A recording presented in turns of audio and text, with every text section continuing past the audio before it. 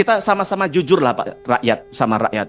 Jangan kemudian dibeutifikasi yang dengan modus bahwa diskon listrik tapi kemudian dinaikkan dengan sangat signifikan. Nah, maka harapan kami ini perlu perlu penjelasan dari Bapak.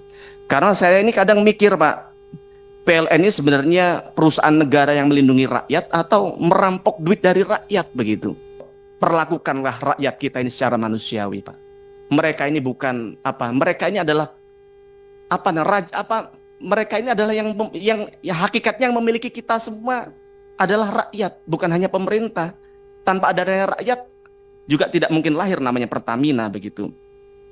Nah, kemudian saya juga mohon klarifikasi. Katanya saya dengar bahwa kompetitor Pertamina seperti Shell, kemudian BP, sebenarnya mereka bisa menurunkan harga BBM-nya, Pak.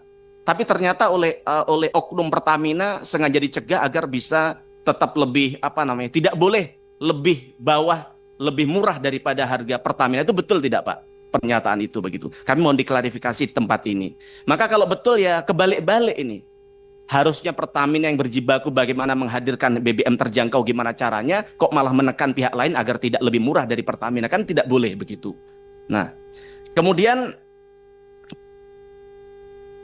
yang keempat adalah keluhan terkait LPG 3 kg yang tidak sesuai dengan takarannya.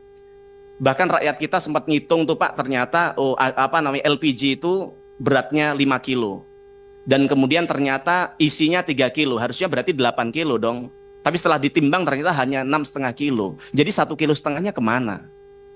Nah, maka saya ingin tanya, sebenarnya sudah dilakukan pengecekan di lapangan belum Pak atas keluhan masyarakat ini?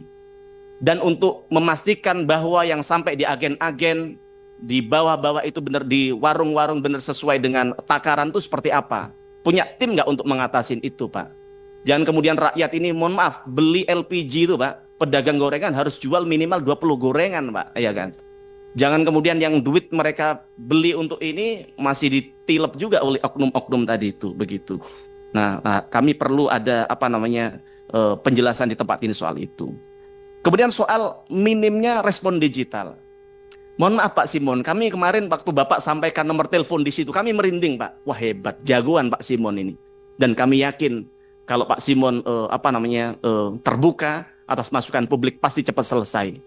Tapi mohon maaf Pak, Bapak bisa cek itu di media sosial, banyak masyarakat yang menyampaikan keluhan di media, di chat WA pribadi yang Bapak sampaikan di RDP di tempat ini, direspon oleh balasan secara otomatis.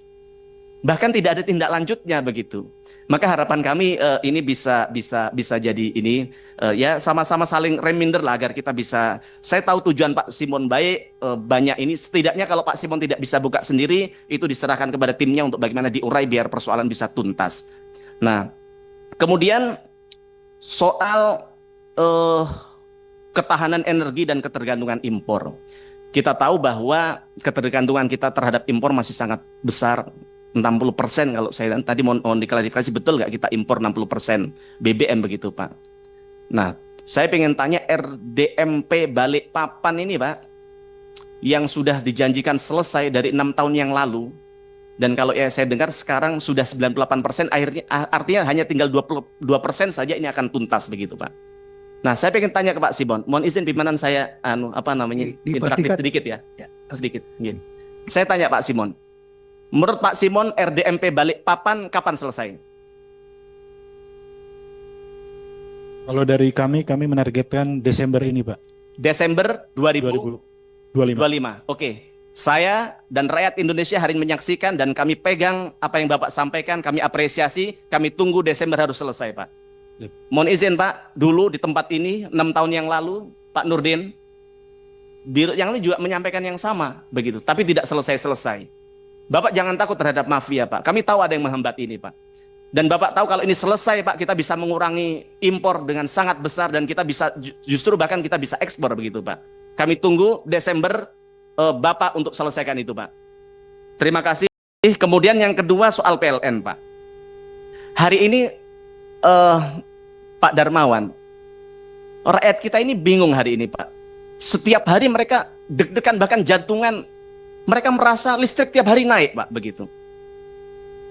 apalagi setelah program diskon selesai, kemudian rakyat kita merasakan bahwa listrik naik dengan sangat fantastis 30-50%. Tapi kami tanyakan penjelasan dari PLN apa? Tidak pernah naik. Maka kami ingin jelaskan di tempat ini, betul tidak listrik itu naik atau tidak? Jangan bohongin rakyat kami terus-terusan, Pak. Kalau tidak naik, nyatanya bukan 1-2 orang, Pak. Ribuan, puluhan ribu rakyat kita yang merasakan bahwa ini naik begitu. Nah, maka saya tahu mungkin Pak ini terlalu sibuk. Saya minta tolong ditanyakan kepada tim di bawah itu betul naik atau tidak begitu. Agar kita sama-sama jujur lah Pak, rakyat sama rakyat. Jangan kemudian dibeutifikasi yang dengan modus bahwa diskon listrik tapi kemudian dinaikkan dengan sangat signifikan. Nah, maka harapan kami ini perlu perlu penjelasan dari Bapak. Karena saya ini kadang mikir Pak, PLN ini sebenarnya perusahaan negara yang melindungi rakyat atau merampok duit dari rakyat begitu. Mohon maaf, naik 5.000, 10.000 itu, mohon maaf Pak, rakyat kami di bawah itu 1.000 rupiah aja loh kadang nggak pegang Pak. Mari sekali-kali gunakan akal sehat kita, hati nurani kita untuk bagaimana kita memastikan bahwa setidaknya sejujur-jujurnya lah sama rakyat ini. Kalau naik karena apa? Terus atau karena kendala apa, yang penting perlu ada penjelasan kepada rakyat agar mereka tidak terus-terusan was-was atas hal ini begitu. Nah, kemudian Pak, soal PLN yang sering padam begitu Pak, yang kemudian berdampak, jenengan tahu Pak, kalau listrik hidup mati itu mereka punya usaha seperti kulkas, UMKM kita itu mati dan kemudian rusak Pak. Dan kemudian dan juga menurunkan produktivitas mereka Pak Darmawan begitu. Nah, maka kami pengen tanyakan kepada panjenengan, UMKM kita yang kulkasnya rusak, yang produktivitasnya menurun begitu, ada nggak kompensasi dari PLN Pak untuk mengganti itu begitu? Nah, maka harapannya perlu ada kompensasi agar rakyat kita juga untuk beli kulkas itu juga perlu berjibaku dengan keringat begitu Pak. Nah, kemudian tentu sama tadi kurang lebih dengan Pertamina begitu, yaitu soal pelayanan dan respon yang lemot begitu. Nah, kadang saya mikir ini zaman digital tapi pelayanan masih manual begitu. Banyak rakyat kita menyampaikan lewat aplikasi keluhan tidak cepat direspon sama PLN begitu. Nah, kami juga pengen tanya kira-kira di tempat ini tolong dibukakan data sebenarnya keluhan masyarakat ada berapa dan yang sudah ditangani berapa Pak. Nah, kami ingin ada penjelasan itu di tempat ini. Mungkin itu dari kami Pak. Sekali lagi semua ini adalah kecintaan kami kepada Presiden, kepada rakyat dan kepada masa depan Pertamina dan PLN. Matur nuwun. Assalamualaikum warahmatullahi wabarakatuh.